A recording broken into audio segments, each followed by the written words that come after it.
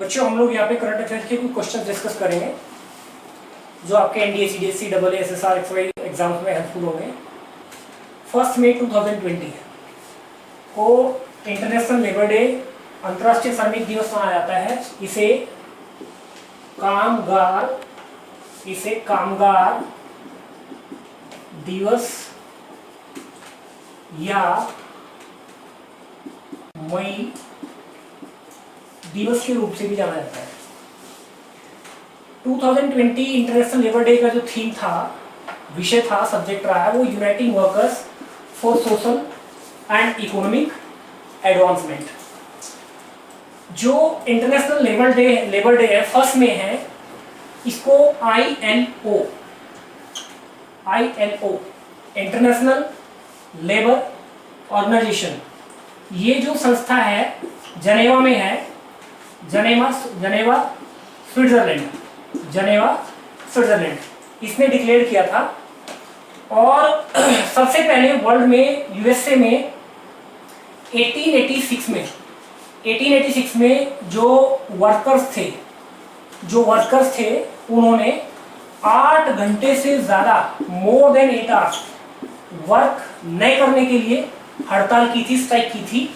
उसके बाद 1890 में जाके यूएसए ने इसको सेलिब्रेट करना शुरू किया, और जो ILO है, इंटरनेशनल लेबर ऑर्गेनाइजेशन है, उसने इसको आपका डिक्लेयर किया 1 मई 2020 के रूप में, जिसको आज हम लोग जो आपका सेलिब्रेट करते हैं। नेक्स्ट क्वेश्चन स्टूडेंट्स, डैमर भाषा dam recently is news between India and Pakistan, why? जो हमारा पाक ऑक्यूपाइड कश्मीर है, यहाँ पे POK में इंडस रिवर, जिसको हम सिंधु रिवर भी कहते हैं, उसमें जो हमारा गिलगिट बाल्टिस्तान का एरिया पड़ता है, वहां पर हमारा जो हिडन एनिमी है, जिसको हम चाइना कहते हैं, चाइना पाकिस्तान में इस डैम को बना रहा है। It will be the longest dam of world. इसकी जो हाइट होगी वो 272 मीटर होगी, 272 मीटर, वर्ल्ड का लॉन्गेस्ट डैम होगा ये। इट्स अ ग्रेविटी डैम, और ये RCC roller compact concrete dam होगा। तो यहाँ पे जो इसको जो बना रहा है, इसको जो डेवलप कर रहा है, चाइना की जो कंपनी है जिसका नाम है चाइना पावर, चाइनीज जो कंपनी है चाइना पावर, प्लस जो पाकिस्तानी आर्मड फोर्सेज है, वो दोनों मिलके, उसकी जो आपका इंजीनियरिंग कोर है, वो दोनों मिलके इसको बना रही है। और इसमें जो पार्टनरशिप रहेगी वो 70% आपका चाइना और 30% आपका पाकिस्तान की रहेगी। तो ये कहीं ना कहीं इंडिया के लिए प्रॉब्लम है, एक टेंशन है, बिकॉज ये यहाँ पे पाक ऑक्यूपाइड कश्मीर में है, तो हमारे लिए बहुत बड़ी प्रॉब्लम है। तो ये रिसेंटली न्यूज में रहा है, डैमर भाषा डैम, जो एक ग्रेविटी डैम है। Next question students, what is tour of duty? Recently tour of duty is in news. Actually जो इंडियन आर्मी है उसकी जो स्ट्रेंथ है 1.3 मिलियन है, यानी कि 13 लाख अप्रोक्स। तो जो हमारी इतनी बड़ी आपका इंडियन आर्मी है, उसमें जो गवर्नमेंट ऑफ इंडिया है उसके लिए एक स्कीम लेके आई है, एक प्रपोजल लेके आई है government of India, tour of duty में ऐसे नौजवान जो इंडियन आर्मड फोर्सेस को ज्वाइन करना चाहते हैं लेकिन जो नहीं कर पाए, तो वो आपका 3 इयर्स के लिए स्वेच्छा से, अपनी विल से ज्वाइन कर सकते हैं।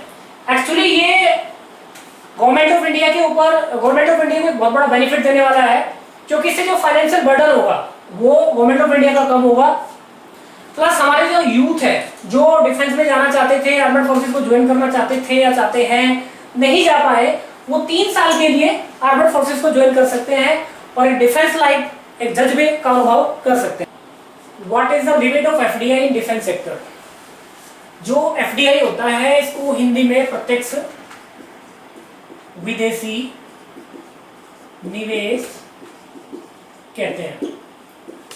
जो हमारा गवर्नमेंट ऑफ इंडिया है उसका जो फॉरेन मिनिस्ट्री है, जो फॉरेन मिनिस्ट्री है, विदेश मंत्रालय होता है, विदेश मंत्रालय होता है, वो इसको कंट्रोल करता है।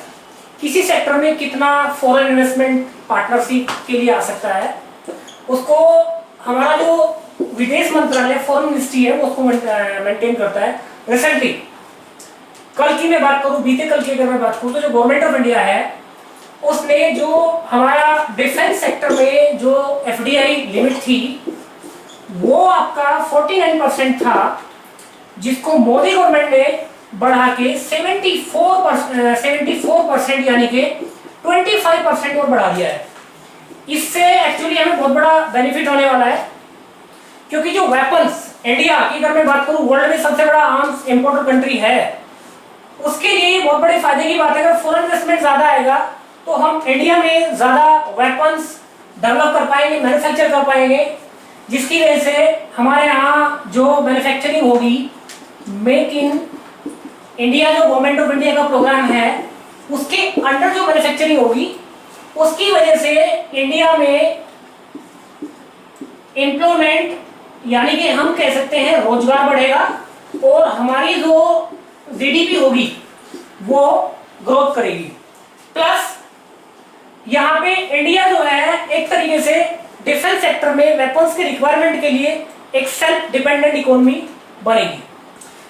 एक रिपोर्ट अभी पब्लिश हुई है जिसका नाम है global forest resources assessment report 2020। इस रिपोर्ट के अकॉर्डिंग 2015 से बिटवीन 2015 टू 2020 जो डिफॉरेस्टेशन, जिसको हम कह सकते हैं वनों का कटान, वनों का कटाव हुआ है, उसमें गिरावट हुई है, उसमें भारी गिरावट हुई है। और अगर मैं बात करूं वर्ल्ड में जो 5 कंट्रीज है, Russia, Brazil, Canada, America and China, 54% जो फॉरेस्ट है, वन है वर्ल्ड के, वो इन 5 कंट्रीज के पास है। 54% फॉरेस्ट कवर जो है वो इन 5 कंट्रीज के पास है। ये जो रिपोर्ट प्रिपेयर की है, इस रिपोर्ट को जो प्रिपेयर किया है वो FAO, फूड एंड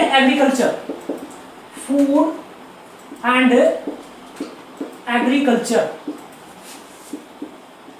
जो ऑर्गेनाइजेशन है, इसने किया है। और जो फूड एंड एग्रीकल्चर ऑर्गेनाइजेशन है, इसका जो हेड ऑफिस है या हेड क्वार्टर है वो आपका रोम में है। रोम मतलब Italy. But according to norms of UNO, किसी कंट्री का जो टोटल ज्योग्राफिकल एरिया होता है, किसी देश का जो कुल भौगोलिक क्षेत्रफल होता है, टोटल ज्योग्राफिकल एरिया होता है, एक बैलेंस रखने के लिए टोटल ज्योग्राफिकल एरिया का 33% वन फॉरेस्ट होनेस्ट कंट्री के पास मैंडेटरी है। अगर मैं इंडिया के विषय में बात करूं तो इंडिया में एट परसेंट, अगर मैं भारत की बात करूं, इंडिया की बात करूं, एट परसेंट 24.56% जो इंडिया में 2019 में फॉरेस्ट रिपोर्ट आई थी, वन रिपोर्ट आई है, उसके अनुसार भारत का जो टोटल ज्योग्राफिकल एरिया है 24.56% फॉरेस्ट एरिया है।